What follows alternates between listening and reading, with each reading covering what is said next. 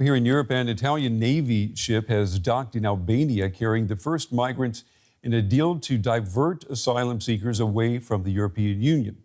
The Italian government is sending migrants to stay across the Adriatic Sea while their asylum applications are processed. But NGOs say that Rome is pushing its problem onto a poor country. They say they're concerned about how the migrants will be treated. DW's Jack Parrock takes a look at how this deal will work.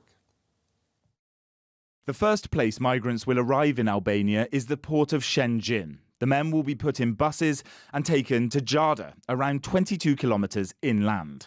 The women and children will be taken directly to Italy. The men will also join them there later if their application is approved. Italy, though, is in the EU's border-free area, which means those who are granted asylum can travel, while Albania is outside of the EU. The people who will be brought to the centres are the ones the Italian Coast Guard has rescued from smugglers' boats in the Mediterranean Sea. Last year, nearly 140,000 people arrived in Italy this way. And this is what the inside of the centre looks like, where men will be housed 4 in a cell for a 28-day period. 3,000 can be held here at one time. Italian officials hope to process up to 36,000 applications per year. Those who are refused asylum by Italy will be repatriated back to their countries of origin from here within 3 months, perhaps never having set foot on EU soil. It is a new, courageous, unprecedented path, but one that perfectly reflects the European spirit and that has all the credentials to be taken also with other non-EU nations. The first 16 migrants to arrive here come from Bangladesh and Egypt. 2 of the 22 countries Italy designates as so-called safe countries, meaning they're likely to be sent back. When the €670 million deal between Italy and Albania was agreed in November, it drew expressions of concern in Brussels that an EU nation was outsourcing its migration problem. But just this week, EU Commission President Ursula von der Leyen has raised the idea of holding centres, where failed asylum applicants from across the bloc could be sent.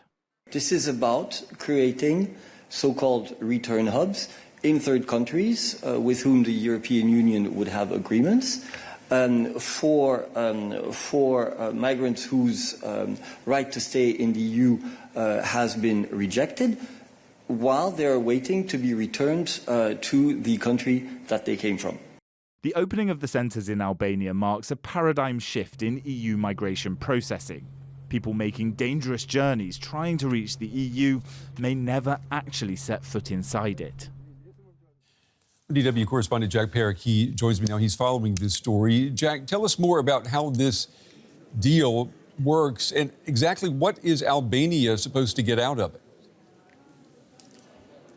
Well, this is the interesting thing. As we've seen the details, the practical realities of this detention centre deal between Italy and Albania materialise, what we're seeing is that really Albania takes the money. They've created the land for these centres, these 2 centres to be put together, but that Italy will actually do the rest, bring them in on the Italian Coast Guard boats, move them and process them within the centre in the port, then hold them in the centre slightly further inland, and then if the applications are denied, they will hold them in another part of that centre and then send them back to their countries of origin. So it really is Italy doing the sort of legwork of this, but it's a big issue that sort of processing, that asylum processing, is now being done by an EU country in an outside of the EU country. Yeah, you say Italy is doing the legwork here. I'm just wondering how many other legs could be involved in this. I mean, do you think other EU countries are going to follow suit? Well, this is the really interesting thing. The European Commission President, Ursula von der Leyen, she put out a 10-point plan last week talking about how to deal with migration. And one of the things that she suggested, there's been a whole overhaul of EU asylum policy and processes. But one of the things she's now suggesting is that when people are refused asylum within a European Union country, that potentially they could be sent to a similar, not the same, but a similar sort of centre outside of the EU and held there before they're moved on to their country of origin. Now, that's already created a bit of discussion. The Spanish, for instance, have said that wouldn't be okay. The Spanish Prime Minister indicated that.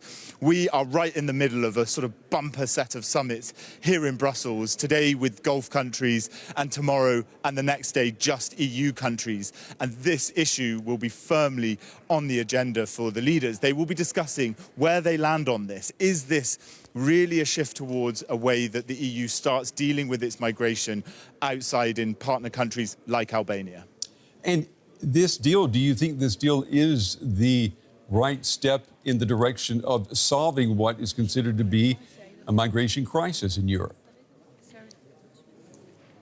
Yeah, well, this is the other thing, Brent. It's interesting to talk about this because when we talk about processing 36,000 migrants per year, when you look at the numbers, say, of the height of what was called the EU's crisis, over 1 million migrants entered the European Union. So if we're talking numbers, this helps the look for Italy. It means that they can sort of make it look like the migrants aren't coming into Italian soil. It's a good voter issue as far as Giorgia Meloni's anti-immigration government is concerned.